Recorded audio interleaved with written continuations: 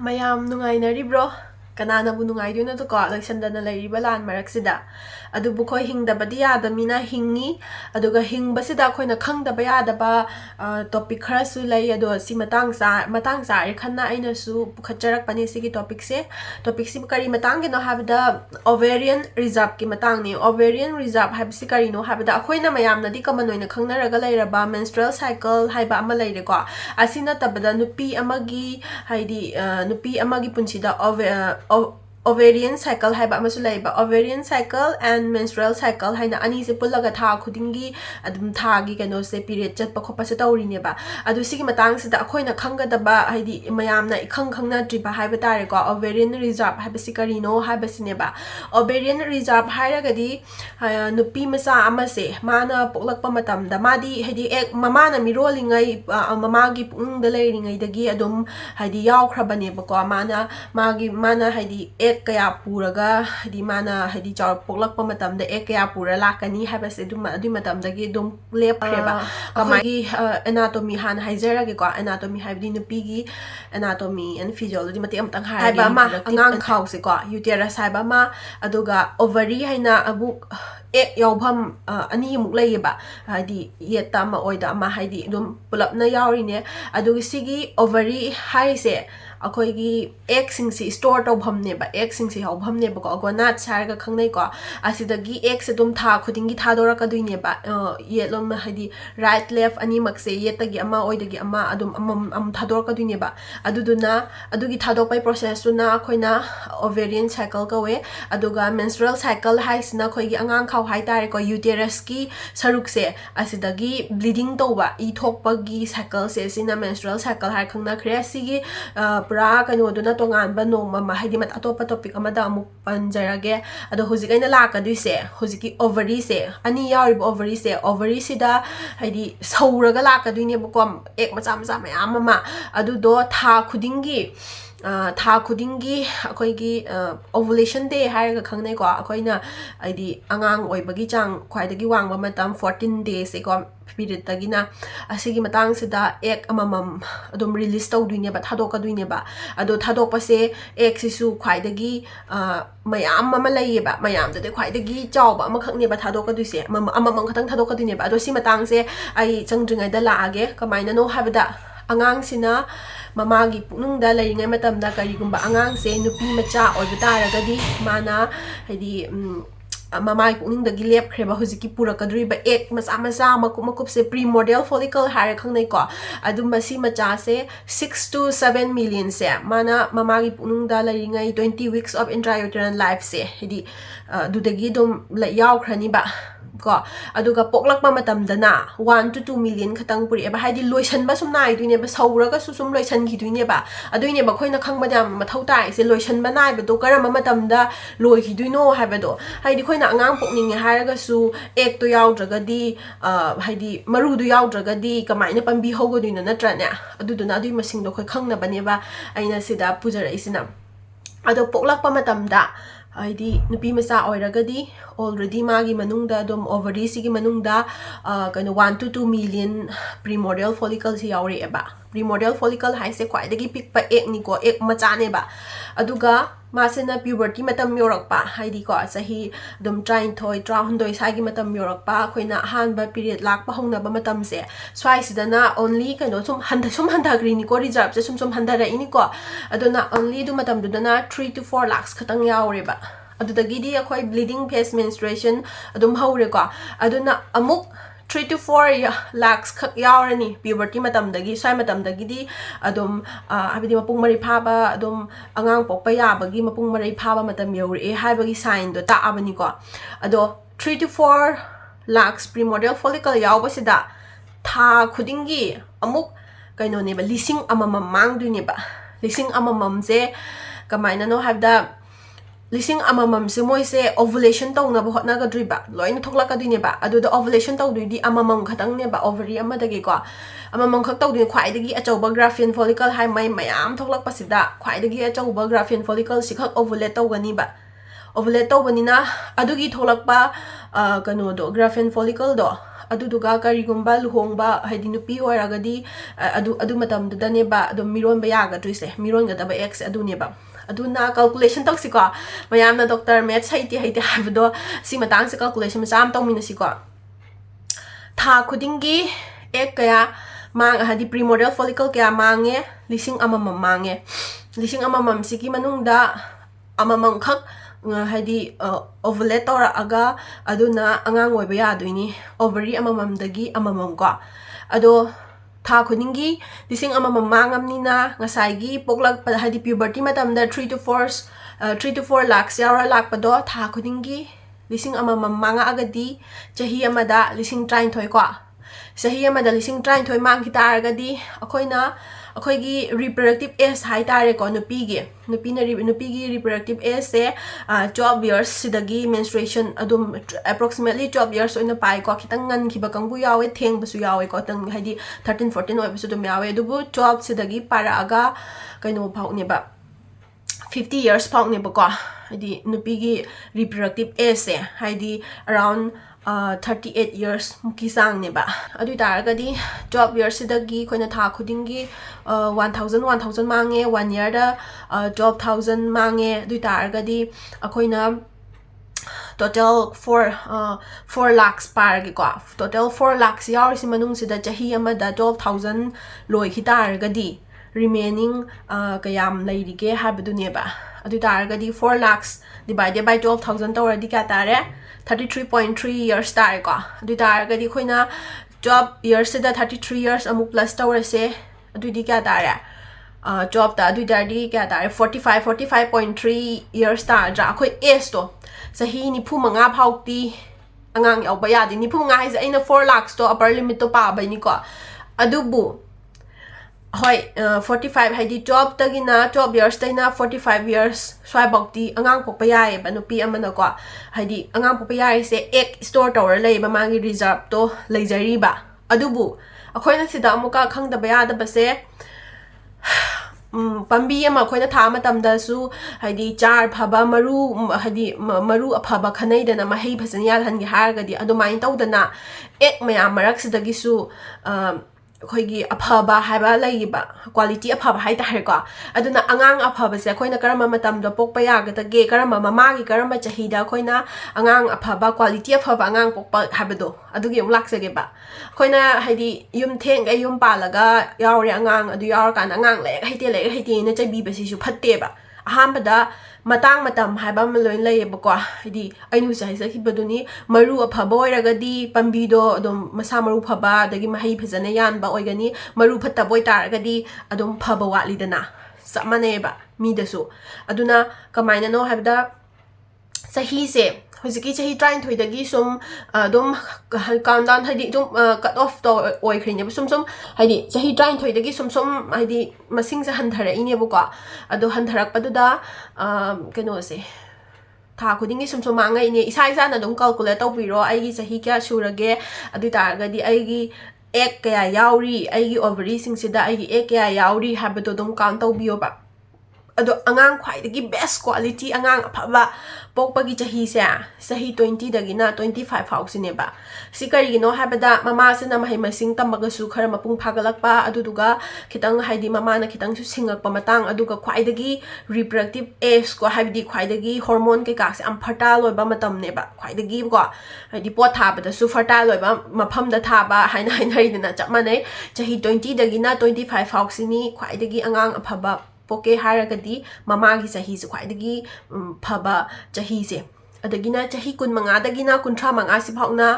adi second oina phaba second class hai ta mina angang second class poke hai ta argadi chahi kun manga dagina kunthra manga phau sai se na angang adum phaba oi dunia badusu aduga chahi kunthra manga hen ki ta argadi angang se haidi yauraga su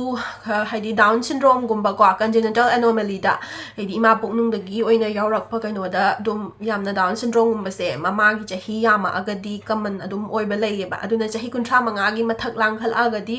angang se haidi quality phaba wale ba sin kari maram gino habida ngasagi khoina reserve tawraga leiba ovary do adudagi sum tha khuding thokpase tha khuding sum thokina quality apha apha ji competition ne moi su dum an apha apha bas na hana mang loi ta dan lim hoba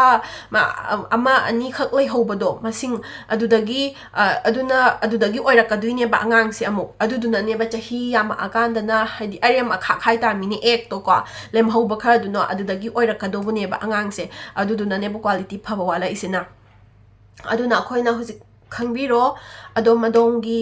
anupi sing na su adom calculate tawbiro adom adongi chahi duda aina ngasai haijakhibado puberty matam da chahi 33 swaida 3 to 4 lakhs ek yauraga leibani adudagi tha khudingi lising amamam mangi bani adu taragadi aigi sahi kya sure aigi kyam leiramkhini haido adom calculate tawbiro ko simane aina khwai hambo ina haijaningi se ovarian reserve ki matangda aduga amana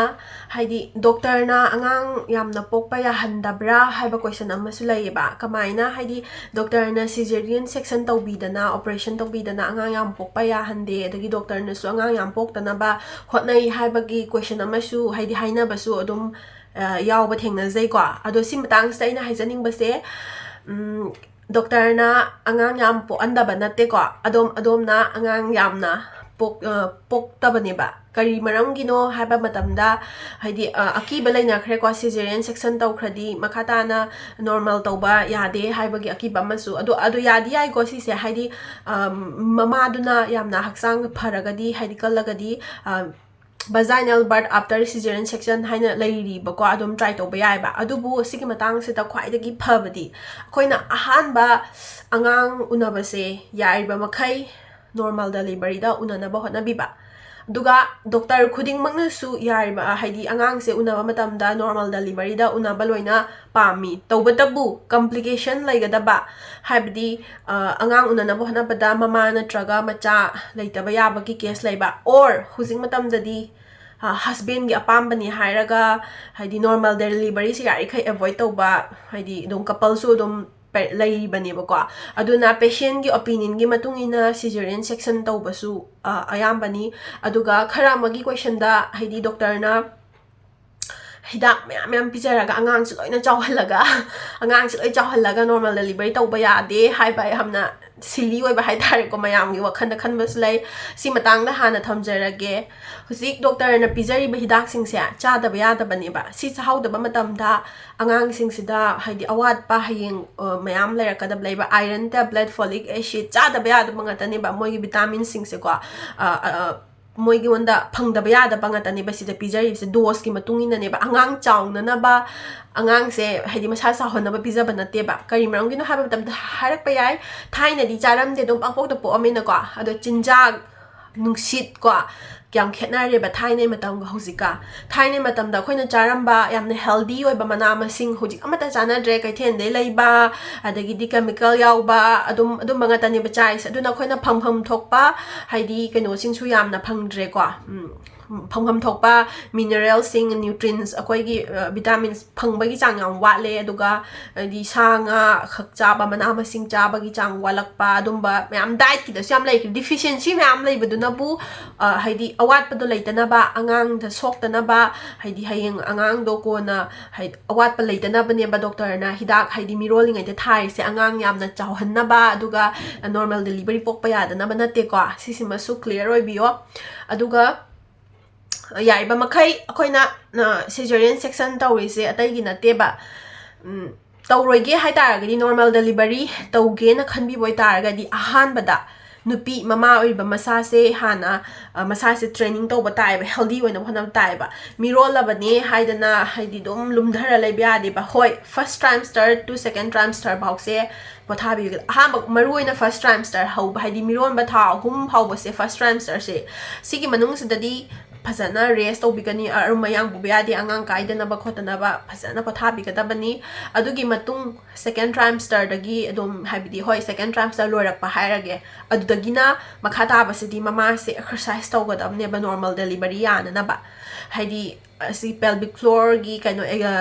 exercise ka laidana ko asi exercise ni tawbigadamne aduga thaina yam tawnaramba kana bahar ga wai taibase lam taibase haidi muparna taibana taba haina pakthara khutna kullaga taiba khotpa tum thaina dum thawaina tawnaramine normal delivery yana baina ado isam samna ilai lai bada yum su imung su nan ba loisan ba aduga normal delivery da su kana ba si su tawbiba yai ko or natraga akoina trainer sing da fazana haidi exercise tawbibo ko gym nung diam chanare du bulai sabi oraga su gym chatpa matamda adum trainer gaina happy ba yai habedi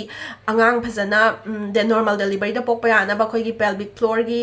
kano se exercise se sima dum trainer sing na su happy raga di khwai gi best ne habedi le shari ngai dagi masana exercise to dum tawba hai gi tar ga di hayeng mawuraga miroi matam da su dum yum da dum masana dum tawjira shu ai dana du yum da leiraga su adum haidi tha taruk pu su khradi di matung da di ka exercise haidi exercise haidana heavy nate ko asigi koi related oiba exercise se tawbiba mathau tangai phade ba normal delivery pok ke haraga di aduna normal delivery da oiraga di angang se adum khar yamna dum pokpa se dum ngamgani hai tare ko sima leire adagi atopa mana kano do yariba makhai akoina haidi ultrasound lawbada dum matam chana antenatal visit tawba matam da haidi doctor da checkup sapa matam da dum khangani haidi kari gumba case mama se heart ki problem laiba or kaino hypertension laiba then kaino gumba atopa case diabetes or any complicated case hai tare ko pregnancy related complicated case lai dragadi magi normal delivery pokna ba se yai kai honam yoba doctor singsina tawri cd adom gi apamba patient gi opinion aduga patient da phagada du khatang ne ba doctor na tawri sina muka aduga kari gumba yamna haidi risk lai targadi life to risk lobadi phatte dana ko do risk si isana lai haloi dana risk lai haloi ge haragadi isana healthy oina lakpiyo ba healthy oina la agadi adom healthy oina normal delivery loin tawgaduine ba healthy oina ba hona basina isa gi adom gi lifestyle modification habado adom na jabiri be chinjak adom na no physical exercise ko adui makha ponduine ba adune sima thamjarage ko aduga makha taba atopa topic amada hairagana angang masing khoina yamaktabai matang sida maitai gi population pick khraba khoi gi maitai gi population sina kari gi maram gi da mami masing sum handhara ibano haiba matamda haidi indian policy gi matung ina su laikhre angang yamna pokpa yade haina angang ama ani khak oi basina phajabi chanabi uni haina khankhiba laikhre ado picture khraba akhoi gumba maitai gi community macha sidadi yamna si mangjabani ko aduga sida ngasai gi ina haibado yum thengna panba haibasisu yamna achobo maram amani ba yum thengna panba sina kamaina no haibada aina ngasa haisakhiba ovarian reserve to angang phanyam yawninga su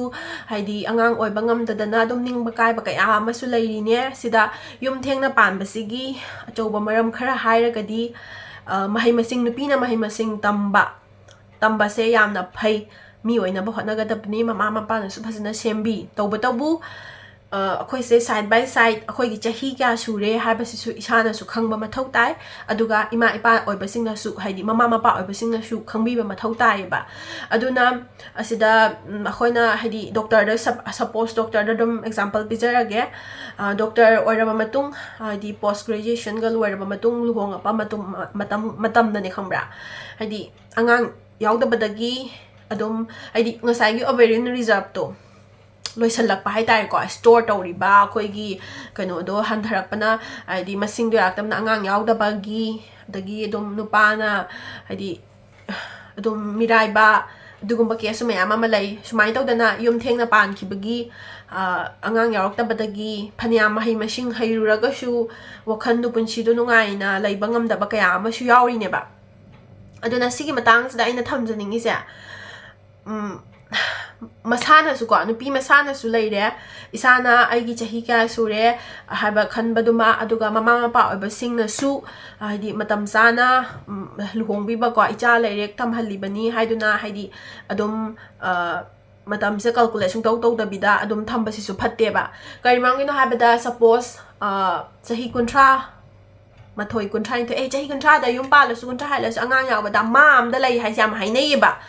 ado si matams da hola ga di suppose nga se ba sahi kuntra da yum pa la se ko aduga chahi kuntra ga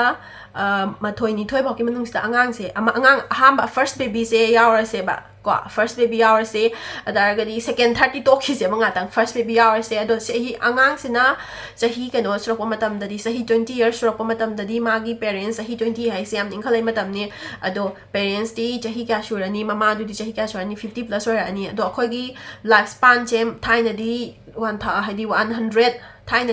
दी चाही Chama यौरमे हुजिक्ति अयाम्बने Everest 80 स्वाइदबु लाअबनेबा अदुबु हौक्ता यामना तांगनेबको अदुना ममागी चाही जदाइदी चाही यांखैनी थोइमु सुजलाअनिबा मचाना चाही कुन छुरकपदा first बेबीगी वरिनिको second third बेबीगी तोखरसेबा अदुना हयंग मचाना हाइदी मचागी लुहोंग कयंगदो हाइदी लुहोंगबा कदौबा अदुंबगी मतमदुसु mama mapaga machaduna mi oiraaga leminabagi matamdusu yamna tele haitare haidi macha singsigi wakhandasu aina matik charaga aina sen thoaga ima ipa nungai na thamduni haba adu ima ipa nungai na thamningakpa matamda ima ipa di ahan noisan khibanina kuina leminaba phangaktaba aduma matang su yawgaduine ba sugumba sisu thoktana ba yaiba makhai adum matam chana adum chahi se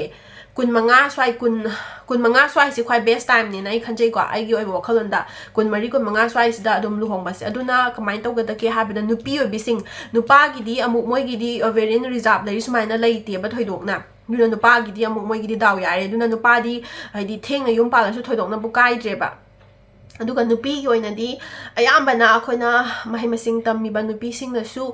isa se sahi dum 24 25 hoki manungda ai line da tammi bado loisana ba hona biba aduga adai da dum yum pal hobo ko adu na khwai best ne ba yum pan mahdi 23 daina 25 hoki manung sina khwai best ne aduga isa gi thabak aina tawningi ba line aduga haidi matik cha ba hairaga government service haidi government service katang natte adum ai gi santhok lambi bu lairadi dum yai na tra adu adum haidi hujikti angang singsu ayambana budi adum mature oiner ngana ko haidi wakhan adum singba angang yam leire adum ngana kan hotna hard work tu ngan ta na tok thoga adum sahi 24 25 23 dagi adai dagi ai gi partner duga leminaraga haidi senthok lambi bu lairadi ke sung kaidre leminaraga rest of the life makhata abdo dum nungai na koi ba chatningasu koiningasu haidi leisari ngai punsi mu nungai ba leite habdo leisari ngai na ngau thouraga mo chahi kuntra mari kuntra nga da yum palaga amu angang amu yaudraga haidi nungai tabi wakhan na mu cinta tawdana leibadudi nungai te dana phatte dana ko aduduna calculation je tawbiyo yaiba makhai aduga sai matang sida amu haidi amasu leiri society sida chatnariba haidi kano se leisari ngai de mi oi haudragadi yum pan khadi academic life ta yamna kai haiba sisu yamna common noiba kano amane ba wafam amane ba sina maramoraga su nupi sing se yum pan ba se thengi ne ba si matang sida mayam punna wakhan tamina ba mathau tai ba karam maina haibada haidi nupa mayum su nupi mayum su hai tamni ko haidi karigumba yum singa na palaga su mamausina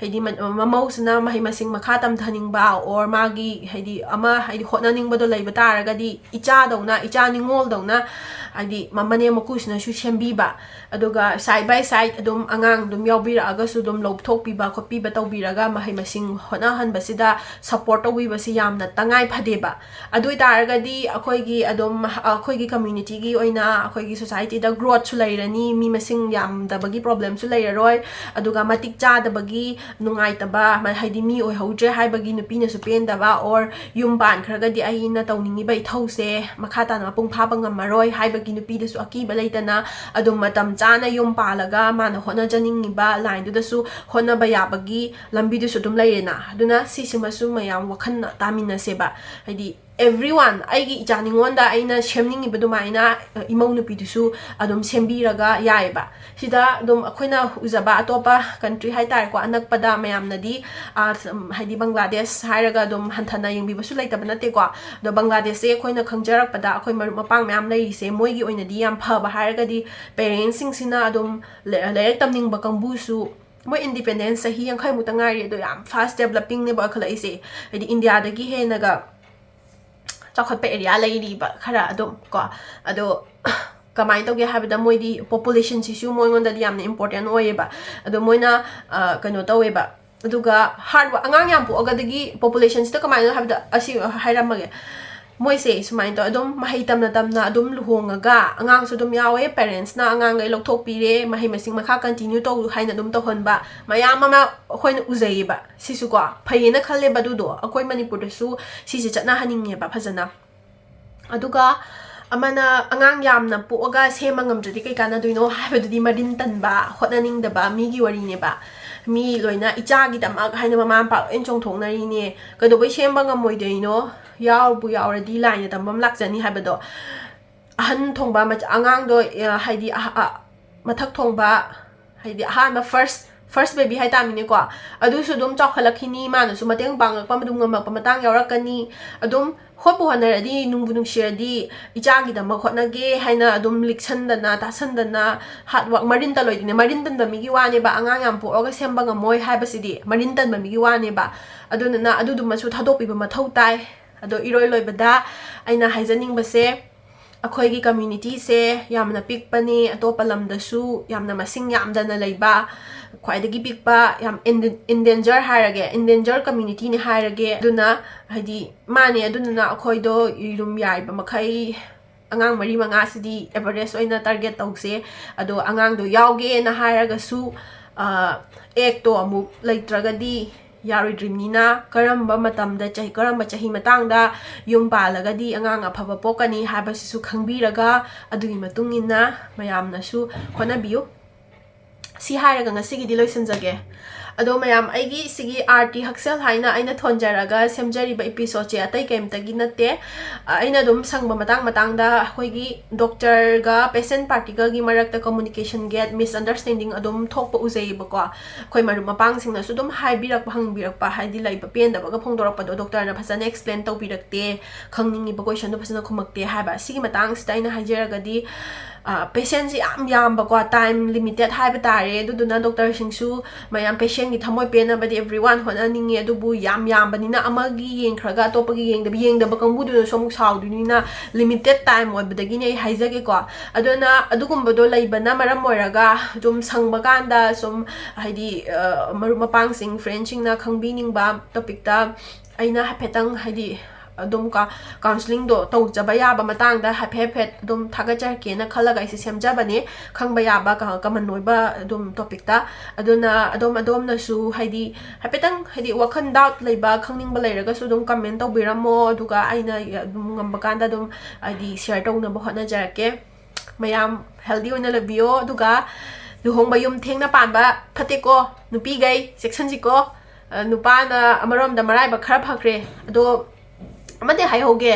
mising yambagi matang sida chance lauraga nupa gaisina amuk adi nupi lon bagi wakhan amuk haidi dum hengalakpa yai lon da badi natte lon di lon arba dum thoi bani adubu lon be chance hengalakpa yai adubu ai samang nupi amoina aigi husband na karigumba haidi nupi lola agadi accept tawbada khoina wagadaba oibna ko matang matam sana dum nupi singsu yum panbi ba ngang adum hadi yauna ba hona hoba ko aduga haidi ai lerek tam thari bani ai matik chaba oina ba honari bani hari ngai da nakalamarom da soiba su phatte aduga nupa singsu dungai hena kano nupa singsu dumangai nupa singsu kan na honaraga haidi adom na nungsinari ba nupi singdo matang matam sana luhongba ngamna ba haidi nupi na yum paningaga su nupa na ai matik chadri ai ngamkhiroi haiba do thoktana ba nupa su haidi hard work to kana tawbiu matam sana luhongna ba hona minasi